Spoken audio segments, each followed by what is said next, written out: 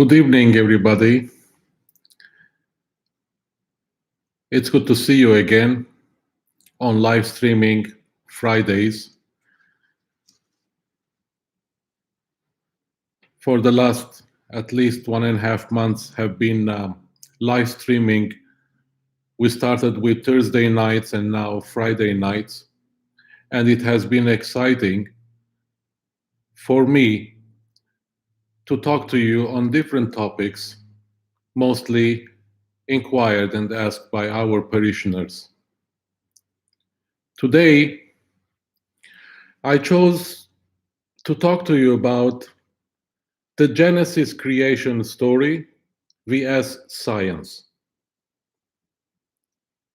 It's a complicated topic, but I have done my best to make it as understandable as possible. At the same time, present to you what is the stance of the Church and the Christian faith towards science and whatever we have learned so far from the Bible. There is a quote, a very famous quote by Albert Einstein, and he has said it in 1941. And this famous quote is, "Science without religion is lame. Religion without science is blind." This topic, I also shared it a week ago with the California Western Diocese ACYO youth, and I wanted also to share it with you. I am not a scientist, and neither science is my field of expertise. The creation story in the book of Genesis might seem primitive in many ways. That is because it's a very ancient story that has been passed to us generation to generation through a biblical style of a communication. In fact, the creation story may have taken much a longer period than described in the book of Genesis. However, keep in mind that with the Lord, a day is like 1,000 years, and 1,000 years are like a day. We read in 2 Peter chapter 3, verse 8. We believe the first 5 books of the Old Testament, including Genesis, were written or compiled by Moses himself, as directed by God. With all probability, Moses had at his disposal sources comprised of poems, songs, oral stories, ancient scrolls, and tablets that were put together in Hebrew. These books were written over 4,000 years ago. Some tend to show that there are discrepancies in the Bible. For example, Genesis 1 and 2, chapters 1 and 2, as they say, they represent or they are 2 different creation stories. Now, allow me to clarify on that.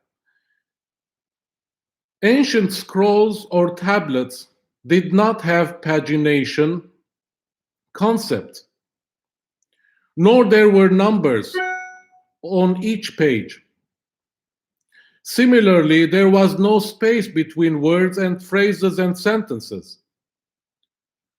With all probabilities, we can assume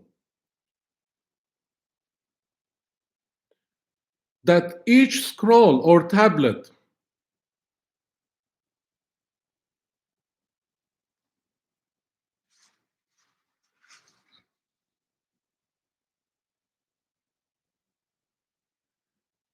that each scroll page followed with the last line of the previous one, or reminding what took place in the previous one.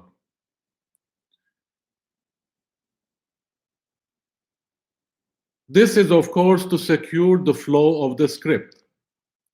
And in Genesis 2, we see that aspect clearly.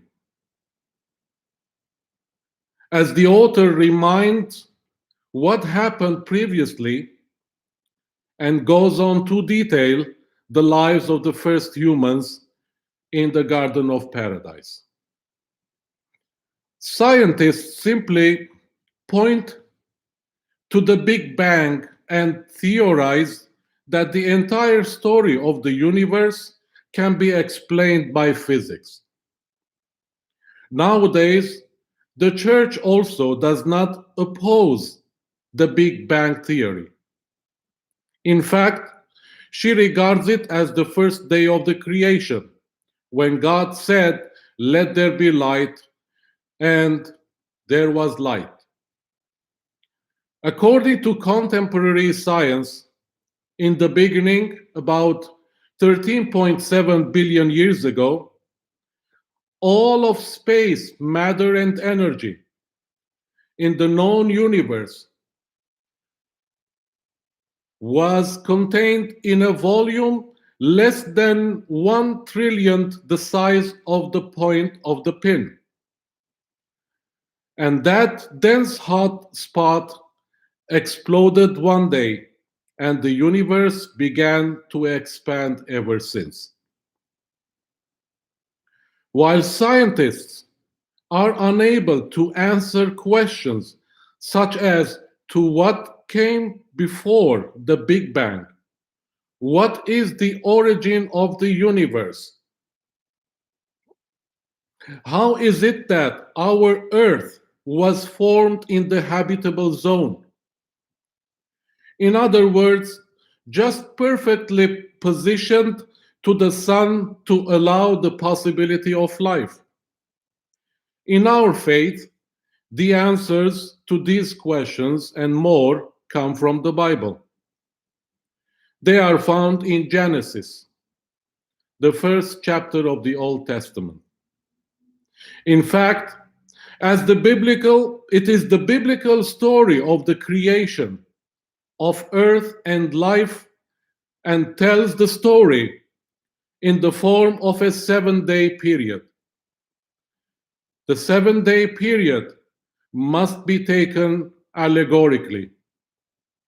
The book of Genesis opens with the following words: "In the beginning, God created the heavens and earth. Now the earth was formless and empty. Darkness was over the surface of the deep, and the Spirit of God was hovering over the waters." Genesis 1, verses 1 to 2. Contemporary science estimates that the sun and earth were formed about 4.5 billion years ago. But the first two verses of Genesis define the beginning of the universe as have been created by God some 13.7 billion years ago. Then it immediately lapses into the already formed earth, which was formless and empty, dark, and God's Spirit was hovering over its waters. The author of Genesis is more interested in describing the origin of life over the planet Earth. And without disregarding the origin of the universe, he suffices with a single sentence: "In the beginning, God created the heavens and the earth." Science and religion agree that in the beginning there was absolutely nothing but void emptiness, when suddenly an infinitely hot and dense spot exploded, and within less than a fraction of a second, the entire universe was formed. And we asked the question, excuse me, but what science cannot tell us is where did that hot, dense spot come from? Scientists suggest an unimaginable power must have put it there. Well, that unimaginable power was no one else but God, who is beyond our universe, non material and transcendent, timeless and infinite. He is the cause of the creation of time, space, matter, and energy, the one who created the whole universe out of nothing, simply by saying, "Let there be light." Time was created the moment the universe began expanding or stretching everywhere. There are several important other variables for which scientists do not have a proper answer in their theory of the origin of the universe. They cannot, for example, explain how order was installed in the universe and how life came into existence. For us, the answer is once again in the book of Genesis. God did not only create the heavens and earth, but also brought order to the universe. Scientists tend to suggest that gravity is the cause of order. However, that theory has not yet been validated by science. The explanation of the how and why of gravity is still an unsolved issue for scientists. Our Father in heaven is a lover of discipline and order. Look up at the sky in the evening, and you will be able to see the miracle of the creation. Look at our planet Earth and the four seasons that we witness all year around. Nothing, notice the animals and nature around you. Can you grasp the miracle of it all? A universe with no known beginning or end. It just is. The universe was created magnificently in perfect order. When God created Adam, he was orderly and in his own perfect image, meaning God's perfect image. His creation was perfection, goodness, and order. The miracle of life is yet another mystery. Scientists assume that life must have been produced from the purposeless motion of atoms that have led to the incredible super complexity of DNA. Then where do intelligence and morality come from? Are we to believe that all this is a result of chance and accident? You now heard about DNA. I would like to take you back to the mid 19th century, where Charles Darwin proposed that humans and apes shared a common ancestor, where through evolution, mankind evolved into intelligent creatures. Of course, the Christian church rose against that theory and rejected it completely. Now, sharing an ancestor may only mean that the Creator is the one and same whose signature is imprinted in all the creation. Scientists also say that the banana and the chicken share 60% of human DNA. It is over the net. You can read about it. Does that mean a banana or a chicken and humans share a common ancestor? God forbid. All these show that all creation bears God's signature. His hand script is in every detail of life and of the creation. Children, everything in this world leads to a designer, or at least to a precursor. Thus, this is the paradigm which allows us to accept that God is the creator and architect of all the creation.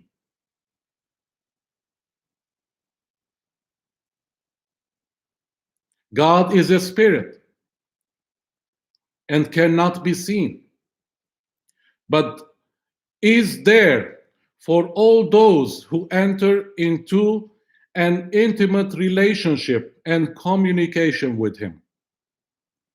Children rightfully often ask their parents, how am I supposed to believe that God exists when nobody sees him or hears him? Just because you can't see or hear God doesn't mean that he isn't there. He isn't real. We know that love, hatred, good and bad thoughts, emotions, and feelings exist in us. We cannot see or hear them, but we know that they exist. Similarly, we believe that God exists and has spoken to chosen people to render his messages to mankind.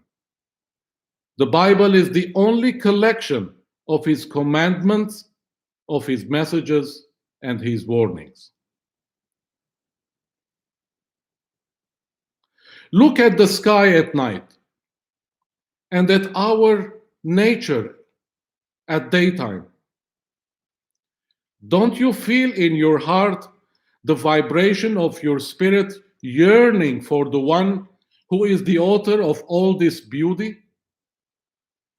The psalmist does not hold back from expressing his belief and emotions when he utters, "The heavens declare the glory of God. The skies proclaim the work of his hands. Day after day, they pour forth speech. Night after night, they reveal knowledge." Psalms 19, verses 1 to 2.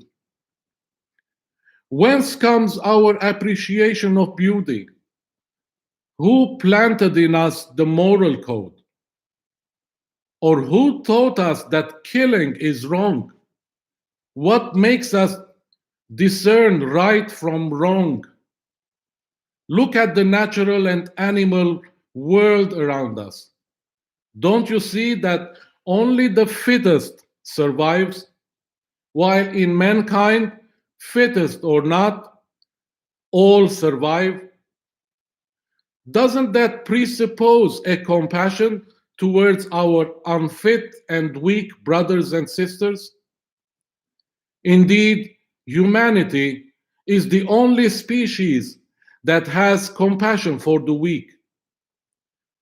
From whence do that goodness and compassion come? To what shall we refer to as the cause of kindness, if not to God alone, who throughout the history of mankind has shown compassion and love towards the prince of his creation? Every moving thing must have a mover, and every house that has been built must have had an architect and designer. Every day we wake up crying out for meaning, purpose, and direction of life. God exists, and He is specifically revealed to us in the Bible and in the person of Jesus Christ. In the beginning was the Word, and the Word was with God, and the Word was God. And the Word became flesh and dwelt among us. We read in John 1, chapter 1, verses 1 and 14. My brothers and sisters, God spoke long ago to prophets in many ways, and in these last days has spoken to us through his Son, who, through him, all things were made. Without him, nothing was made. I hereby conclude today's discussion by thanking you for joining and listening, and I look forward to see you on Sunday to pray together via live streaming. May you have a good night. I hope you enjoyed today's discussion. And if you have questions, please do not hesitate to write to us, and I will do my best to answer your questions. Good night, everybody, and God bless you. Amen.